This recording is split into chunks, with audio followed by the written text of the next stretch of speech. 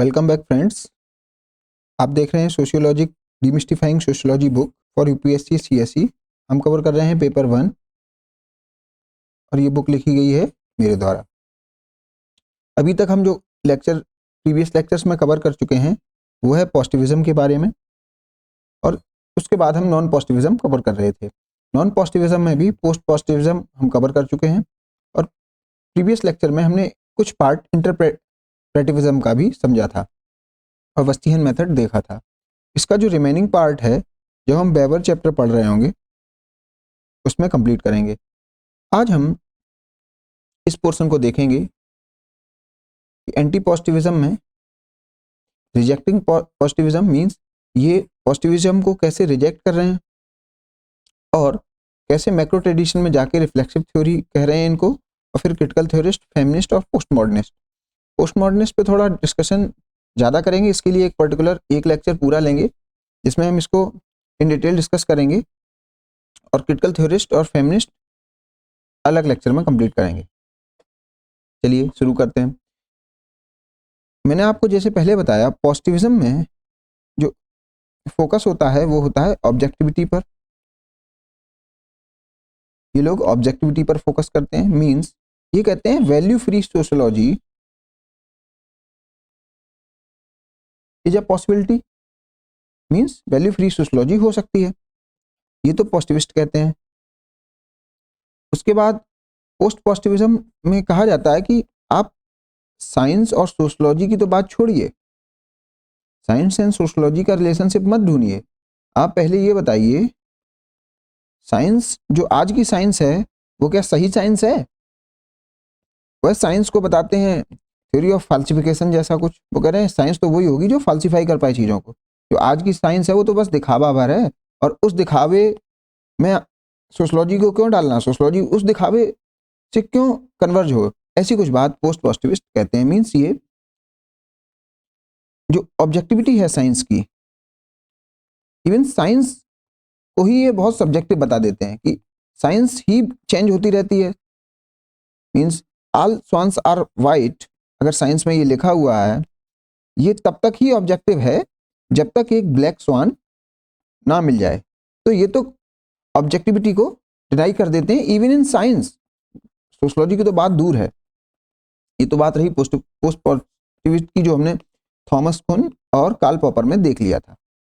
चलिए फिर हमने देखा वेबर जो है, जो वस्तिहन मेथड के द्वारा क्या बताना चाहते हैं, ये कहते हैं जो ऑब्जेक्टिविटी है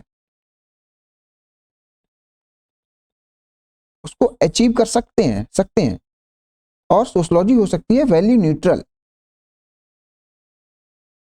या वैल्यू का एक रिलेवेंस होता है। ये वैल्यू रिलेवेंस एक नाम और दे रहे हैं कि वैल्यू भी सोशियोलॉजी में रिलेवेंट होती हैं। ये सब टॉपिक्स हम आगे अगले चैप्टर में कवर करेंगे, जो चैप्टर होगा value and objectivity, fact value and objectivity. उस चैप्टर में हम इसको कंप्लीट करेंगे। लेकिन मैं आपको क्यों ये बता रहा हूँ, मैं ये इसलिए बता रहा हूँ कि ये वैल्यूज को मना कर रहे हैं, ये वैल्यूज को डिनाई कर रहे हैं, ये वैल्यूज के साथ ऑब्जेक्टिविटी का एक बैलेंस बना के चल रहे हैं। बोले आप ऑब्जेक्टिविटी की तरफ पॉइंट करिए, लेकिन आप वैल्यू भी देखिए, वैल्यू भी रिलेवेंट है।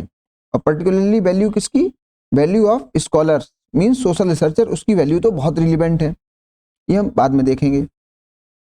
तो ये इस प्रकार से पॉजिटिविज्म से अलग है, इसीलिए नॉन पॉजिटिविज्म में आते हैं। अब आते हैं एंटी पॉजिटिविज्म की बात में। एंटी पॉजिटिविस्ट ये कहते हैं बिना वैल्यू के सोशियोलॉजी होना ही संभव नहीं है। मींस ये तो वैल्यू पर ही फोकस करते हैं, ऑब्जेक्टिविटी जैसी ये कुछ चीज मना कर देते हैं। अब इनके लिए रिजेक्टिंग पॉजिटिविज्म है। तो अगर इसको मैक्रो ट्रेडिशन में देखें, लार्ज सोशल स्ट्रक्चर पर अप्लाई करें, तो पहले आते हैं क्रिटिकल थ्योरिस्ट, और इनको जो कहा जाता है, इनको कहा जाता है रिफ्लेक्सिव थ्योरी या रिफ्लेक्सिव थ्योरिस्ट। इसको रिफ्लेक्सिव क्यों कहा गया, सबसे पहला क्वेश्चन आपका ये आना चाहिए। तो रिफ्लेक्सिव इसको इसलिए कहा गया, ये लोग कहते हैं कि अपनी जो वैल्यूज हैं उसको आप रिफ्लेक्ट करा दीजिए। आपको पता होनी चाहिए कि आपकी वैल्यूज क्या हैं, और आपको अगर नहीं पता है तो आप पता करिए। जैसे फेमिनिस्ट की कुछ वैल्यूज ये होनी चाहिए, नारी समाज जिंदाबाद, मींस ये तो बस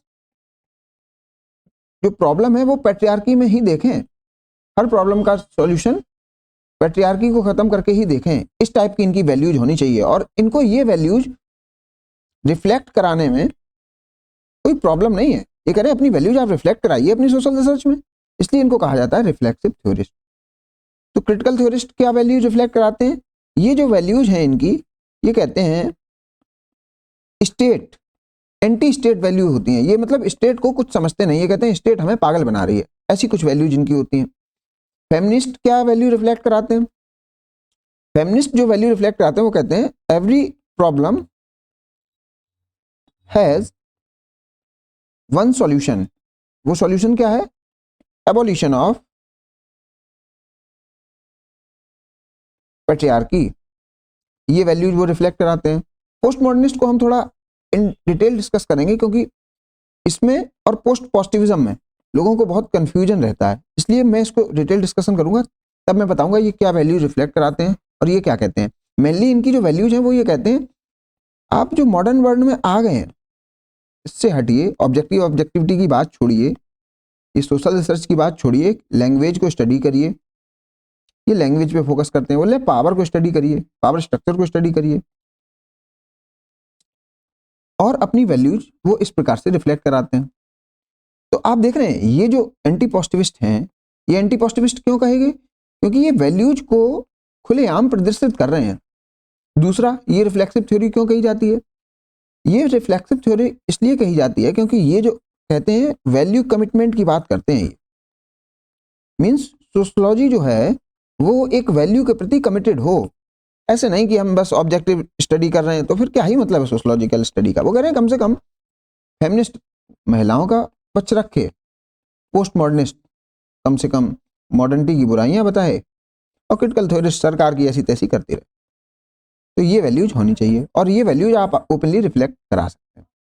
चलिए इसको तो हम एक बड़े पर्सपेक्टिव में देखते हैं।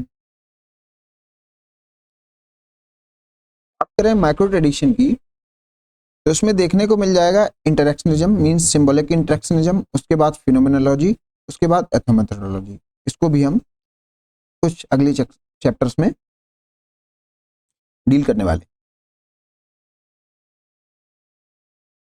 तो देखते हैं सबसे पहले क्रिटिकल थ्योरी ये कैसे आती है। नॉन पॉजिटिविज्म के अंदर हमने देखा मैक्रो ट्रेडिशन, मैक्रो ट्रेडिशन के अंदर रिफ्लेक्सिव थ्योरी, और रिफ्लेक्सिव थ्योरी के अंदर हमने क्रिटिकल थ्योरी देखी थी। इस चार्ट से आप फिर से रिवाइज कर सकते हैं। तो यहाँ पे क्या है, जो स्कॉलर हैं इसके, जैसे Jurgen Habermas, Erich Fromm, L Althusser, Adorno Horkheimer, ये जो स्कॉलर्स हैं ये आपको हर चैप्टर में इनका मेंशन मिलेगा। तो यहाँ पे इस थ्योरी को बताना क्यों जरूरी है, जब आप इनके कमेंट्स पढ़ रहे हो या इनकी क्रिटिक पढ़ रहे हो, तो आप समझ जाइएगा ये जो जिस माइंडसेट से लिख रहे हैं, जिस कंटेक्स्ट में लिख रहे हैं, वो कंटेक्स्ट क्या है? Critical theory. मींस इनकी जो वैल्यूज हैं वो आप इनके स्टेटमेंट में देख सकते हैं कि ये क्या कहना चाह रहे होंगे, क्योंकि ये क्रिटिकल थ्योरिस्ट है, इसलिए इसको पढ़ना और इंपॉर्टेंट हो जाता है। Origin of critical theory. During 1940s to 60s, there was a great transformation in the political arena of Europe. That is, Nazism, Fascism, Stalinism, Communism, Democracy, Capitalism, etc. were seen. अब उस समय आप देखिए इतना ज़्यादा चेंज हो रहा था, और किसमें? यहाँ पे मेन हाईलाइटेड वर्ड क्या है? Political arena. तो ये जो क्रिटिकल थ्योरिस्ट हैं ये क्रिटिसाइज किसको करते हैं? मेनली पावर स्ट्रक्चर्स को, उसमें भी पॉलिटिकल पावर स्ट्रक्चर्स को, उसमें भी गवर्नमेंट को। तो इनकी जो वैल्यूज हैं वो है क्रिटिसाइज द गवर्नमेंट। अब ये रिफ्लेक्ट क्या करते हैं? ये करते हैं रिफ्लेक्ट अपॉन, ये दिखाते हैं वैल्यूज या वैल्यू कमिटमेंट, या दिखाते हैं हिडन ट्रुथ। मीन्स ये कहते हैं जो आपको ऊपर से दिख जाता है, सतही रूप से जो दिखता है, वास्तव में वो वैसा कुछ है नहीं।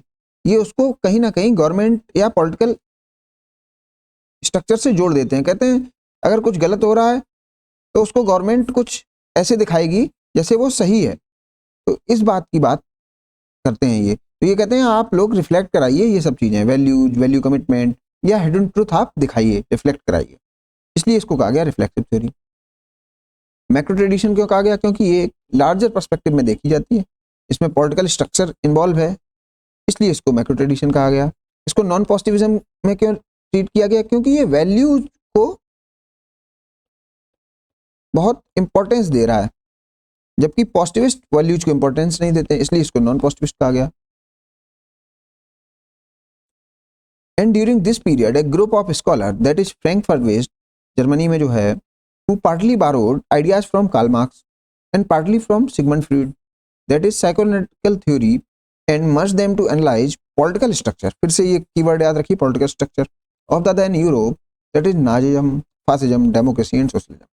अब आप देखेंगे इनकी जो राइटिंग है क्रिटिकल थ्योरिस्ट की, इसमें आपको मार्क्स का थोड़ा बहुत तड़का दिख जाएगा और थोड़ा बहुत आपको लगेगा साइकोलॉजी जैसी कुछ बातें हो रही हैं, मीन्स कुछ ये माइंड से रिलेटेड बातें भी करेंगे, क्योंकि इनकी जो थ्योरी है वो इन दो स्कॉलर्स से मिलके बनी हुई है। और ये जो इन दोनों स्कॉलर्स की बातें हैं इसको मिक्स करेंगे, और ये बातें किसके बारे में करेंगे? पॉलिटिकल स्ट्रक्चर के बारे में, क्योंकि उस समय जो दौर था वो ये इनका दौर था, Nazism, fascism, democracy and socialism. इसलिए क्रिटिकल थ्योरिस्ट को क्या कहा जाता है? Frankfurt school. इनको नियो मार्क्सिस्ट भी कहा जाता है। अब मार्क्सिस्ट में मार्क्स को तो हम लोग पढ़ेंगे तो हम मार्क्स को तो जान ही लेंगे। मार्क्स को जानने में क्या है, ये हर चीज को क्लास के आधार पे देखते हैं, मींस अमीर गरीब, हैव्स हैव नॉट्स, मींस सबको फोर्सेस ऑफ प्रोडक्शन के आधार पर ही देखते हैं या रिलेशंस ऑफ प्रोडक्शन के आधार पर ही देखते हैं। अब इनको न्यू मार्क्सिस्ट क्यों कहा गया? ये न्यू क्यों? क्योंकि मार्क्स देखते हैं वो क्लास के आधार पर देखते हैं, लेकिन जो फ्रैंकफर्ट स्कूल है ये पॉलिटिकल स्ट्रक्चर के आधार पे, पॉलिटिकल पावर के आधार पे देखता है, मींस ये कल्चरल एंगल भी इसमें ले आते हैं, इसलिए इनको कहा जाता है न्यू मार्क्सिस्ट, बजाय कि क्लास का एंगल। क्लास तो मार्क्स कर ही चुके हैं। Critical theory is rejection to both positivistic and interpretive approach. Positivistic को ये रिजेक्ट क्यों करते हैं? क्योंकि ये वैल्यू कमिटमेंट की बात करते हैं और वो कहते हैं वैल्यू फ्री सोशलॉजी। यहां तो बात खत्म हो गई। और इंटरप्रेटिव अप्रोच को कैसे ये रिजेक्ट करते हैं? क्योंकि ये भी कुछ मिक्स्ड पाथ कहने लेकर चलते हैं। एंड इट सपोर्ट रिफ्लेक्सिव और emancipatory approach so that sociology can be used to change the life course of the people. ये कहते हैं सोशलॉजी ऐसा नहीं होना चाहिए बस सादा रिसर्च कर रहे हैं और कंक्लूजन निकाल रहे हैं, नहीं, इस सोशलॉजी का कोई मतलब नहीं। सोशलॉजी रिफ्लेक्सिव होनी चाहिए। रिफ्लेक्सिव मीन्स आपकी जो वैल्यूज हैं वो आपकी राइटिंग्स में, आपकी रिसर्च में रिफ्लेक्ट हो और आप किसी अपने ग्रुप के लोगों का कुछ भला कर पाएं, जैसे फेमिनिस्ट भला कर पाती हैं जो उसके पैट्रियार्की से के सताए हुए लोग हैं। क्रिटिकल थ्योरिस्ट जो हैं वो भला किसका कर पाते हैं? जो सरकार के सताए हुए लोग हैं। पोस्ट मॉडर्निस्ट हैं वो भला किसका कर पाते हैं? जो मॉडर्निटी के सताए हुए लोग हैं। ऐसा कुछ कहना है इमेंसिपेटरी अप्रोच का। एज पर क्रिटिकल थ्योरिस्ट स्टेट, फिर से एक कीवर्ड आया state, means power structure. State rules over you either by kiss और किक। तो हम लोगों को जो देखना है, किस तो दिख जाती है जो तो सामने है, लेकिन किक क्या है वो हिडन है, और हमें कभी कभार हिडन भी चीजें देखनी पड़ जाती हैं क्रिटिकल थ्योरी में। Conformity to state is insured by salary. अब जैसे जो किस क्या है, सैलरी मिल जाती है आपको, टैक्स रिबेट। किक क्या है, जेल हो जाती है, पुलिस इनकाउंटर हो जाते हैं, ये सब किक है। मींस आप पे जो रूल हो रहा है वो सब किस और किक की कहानी है। Name of the state may be different. Name of the state क्या हो सकता है? सोशलिस्ट हो सकती है, कैपिटलिस्ट हो सकती है, डेमोक्रेटिक हो सकता है, may be different, but all of them are colonising over science.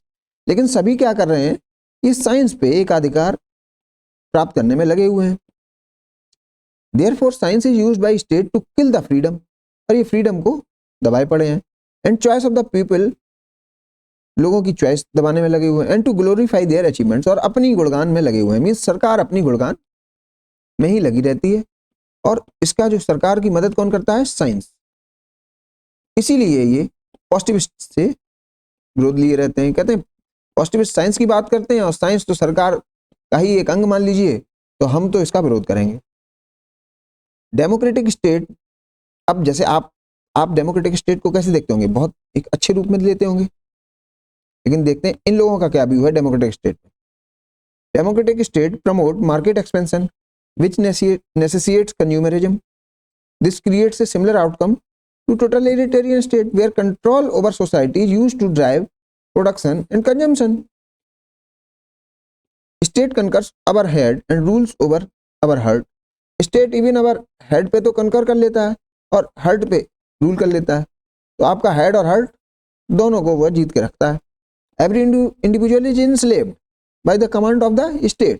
तो आप देखिए, आप कहते जरूर हैं आप फ्रीडम में हैं, डेमोक्रेटिक हैं और ये सब है, लेकिन वास्तव में आप क्या हैं? इंस्लेव। इसके? स्टेट के। तो यही है हिडन वैल्यूज। इसी को रिफ्लेक्ट कराना है अपनी राइटिंग से, इसीलिए इनको कहा गया reflexive theorist.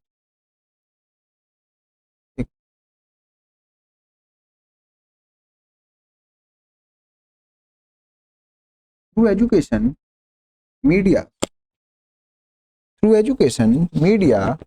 laws, ideology of the state is injected into the minds of the people. Education controls rebellion and promotes conformity, not per se for enlightenment. अब ये कहते हैं स्टेट आपको एजुकेट करता है, कितना बढ़िया काम है। लेकिन ये कहते हैं एजुकेट बस आपको इसलिए करता है कि आप इतने हो जाएं कि आप रिबेलियन ना करें स्टेट के प्रति। मीन्स आप बाबूगिरी करते रहें, स्टेट की चापलूसी करते रहें और स्टेट के खिलाफ कुछ ना बोलें। आप अब आप बाबूगिरी कैसे करते रहेंगे? स्टेट ने ऐसा एजुकेशन सिस्टम बनाया है जहाँ पे एम्प्लॉयमेंट बहुत कर दिया है कठिन। तो आप फिर एजुकेशन लेने के बाद, एम्प्लॉयमेंट की प्रिपरेशन के बाद फिर आपकी बन जाएगी फैमिली। जब आप फैमिली बन जाएगी फिर आपकी हो जाएगी प्राइवेट प्रॉपर्टी। जब आप प्राइवेट प्रॉपर्टी के मालिक हो जाएंगे तो आपको हमेशा डर बना रहेगा कहीं स्टेट इसको इंक्रोच ना कर दे। अगर हम स्टेट के खिलाफ कुछ कहते हैं तो स्टेट एजुकेशन सिस्टम ऐसा बनाता है कि आप बस रिबेलियन ना कर पाएं, आप बस खा पी पाएं। इसलिए यही जो थॉट है, आइडियोलॉजी ऑफ द स्टेट है, इसको रिफ्लेक्ट कर रहे हैं रिफ्लेक्सिव थ्योरिस्ट। इसको साफ साफ बता रहे हैं लोगों को।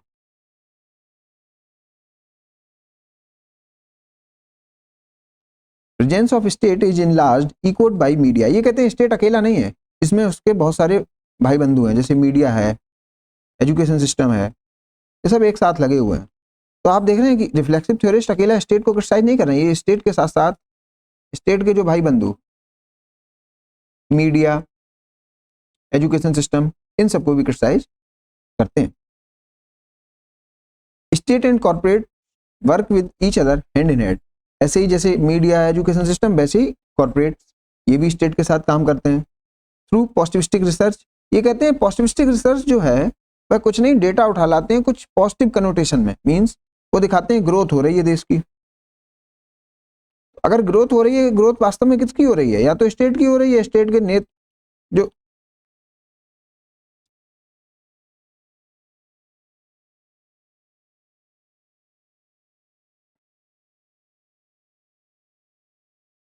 जो पार्ट हैं, या तो उनकी ग्रोथ हो रही है या कैपिटलिस्ट की ग्रोथ हो रही है। बस दो ही तो ग्रोथ हो रही है। आपकी ये पर कैपिटा इनकम बढ़ जाए ऐसा तो कुछ नहीं हो रहा है, लेकिन फिर भी मीडिया आपको क्या बताएगा? देश आगे बढ़ रहा है। Science and scientific methods are hiding truth from the common man and protecting the interest of the state and the corporate. ये करें साइंटिफिक रिसर्च आपको बस यही बताती रहेगी।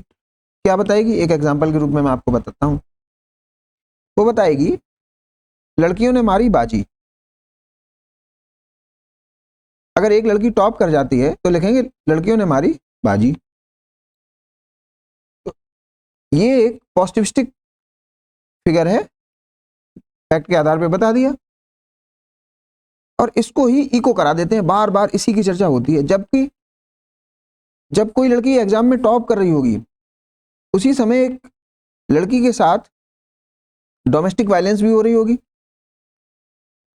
इसको पॉजिटिविस्टिक रिसर्च कभी फोकस करती नहीं है। एक आपने सोशियोलॉजी में पढ़ेंगे रेप कल्चर। या पावर रेप, कुछ ऐसी घटनाएं भी हो रही होंगी। इसको भी पॉजिटिविस्टिक रिसर्चर नहीं दिखाते हैं।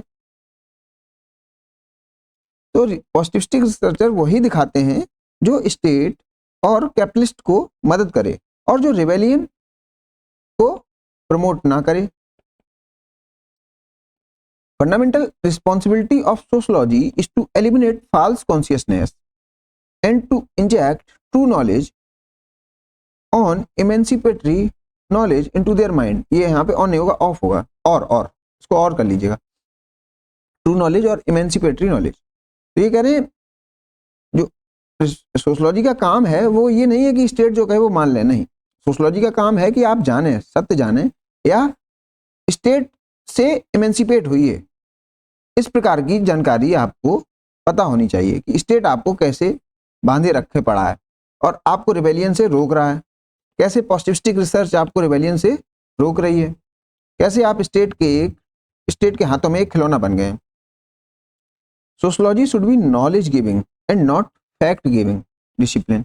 ये कह रहे हैं सोशलॉजी नॉलेज गिविंग होनी चाहिए, ये भी नॉलेज आपको आनी चाहिए, ना कि कुछ फैक्ट, लड़कियों ने हमारी बाजी, कक्षा 10 में 20 लड़कियां बनी टॉपर, कुछ इस टाइप की बातें ना हो।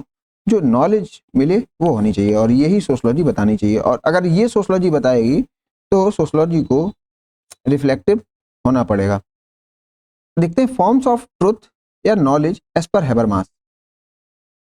ऑब्जेक्टिव नॉलेज की बात करें तो वो साइंटिफिक मेथड क्लेम करने की बात करते हैं, लेकिन हैबरमास जो कहते हैं वो कहते हैं science claims cognitive monopoly over truth.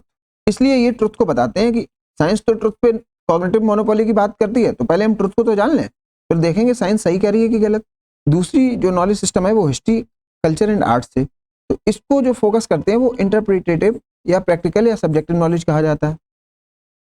लेकिन जो थर्ड टाइप के जिसे कहते हैं इमेंसिपेटरी नॉलेज या फिर रिफ्लेक्सिव और emancipatory knowledge. Emancipatory knowledge is not visible commonly. ये बातें कॉमनली विजिबल नहीं होती हैं। कॉमनली विजिबल क्या होता है? ये सब। And only man with knowledge and criticality can make sense of it. Example, there is no difference between democracy and other totalitarian state. ये कह रहे हैं जैसे डेमोक्रेसी एक्ट करती है कुछ लोगों के भले के लिए, वैसे ही टोटलिटेरियन स्टेट एक्ट करती है। लेकिन डेमोक्रेसी में क्या है, आपको कह दिया जाता है आपकी सरकार है, तो आपको जो रियल नॉलेज है वो छुपा ली जाती है। इसीलिए ये कहते हैं कि आप जाइए इमेंसिपेटरी नॉलेज की तरफ। तो ये तो बात हो गई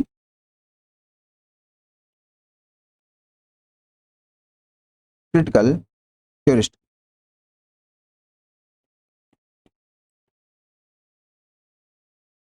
अब आते हैं पोस्ट मॉडर्न थ्योरी के ऊपर। ये हम नेक्स्ट लेक्चर में कवर करेंगे पोस्ट मॉडर्न थ्योरी, क्योंकि इसको हम डिटेल में कवर करेंगे। ये मिनिमम 1 आवर चाहिए इसके लिए। मैं इस बुक में जहाँ जहाँ भी पोस्ट मॉडर्न थ्योरी के बारे में दिया गया है वो सभी पॉइंट्स एक जगह कंपाइल करके आपको बताऊंगा, जिससे कि आप इसको कंप्रीहेंसिवली समझ पाएं। इससे पहले आप फिर से इसको रिवाइज कर लीजिएगा और रिवीजन में जो आप ध्यान रखिएगा, बस इसको ज़्यादा ध्यान दीजिए कि कहाँ पे इसमें वैल्यूज आ रही हैं। एक बार मैं फिर से इसको रिवाइज करा देता हूँ। ये जो बात करते हैं, ये बात करते हैं वैल्यू रिलेवेंस की या फिर वैल्यू न्यूट्रलिटी की।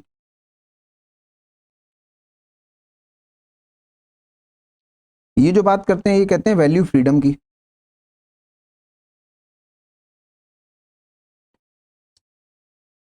इसमें जो रिफ्लेक्सिव थ्योरिस्ट बात कर रहे हैं ये बात करते हैं वैल्यू कमिटमेंट की।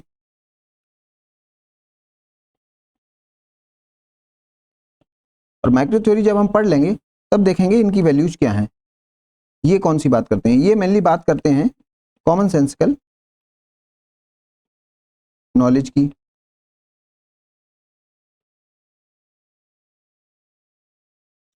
तो अब आपके पास कोई क्वेश्चन आता है वैल्यूज से रिलेटेड, तो आप एक टेबल बनाइए जिसमें सभी पॉजिटिविस्ट की वैल्यूज लिखिए सामने, फिर देखिए पोस्ट पॉजिटिविस्ट की वैल्यूज क्या हैं, फिर इसमें इन तीनों की वैल्यूज लिखिए, फिर मैक्रो ट्रेडिशन की वैल्यू लिखिए। तो आप इस टेबल को जब बनाएंगे तो आपको कुछ एक्स्ट्रा मार्क मिल जाएंगे, क्योंकि ऐसी एनालिसिस किसी बुक में नहीं गिवन है। तो चलिए मिलते हैं नेक्स्ट लेक्चर में और कवर करेंगे पोस्ट मॉडर्निज्म। Thank you.